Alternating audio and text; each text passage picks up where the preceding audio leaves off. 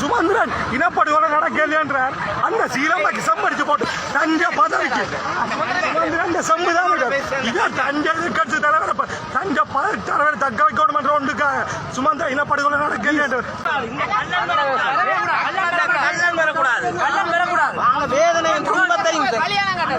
நாளைக்கு சொல்லுவான் இது புதைக்குடியில் வருவானுங்க. என்ன சம்பந்தம் இருக்கு?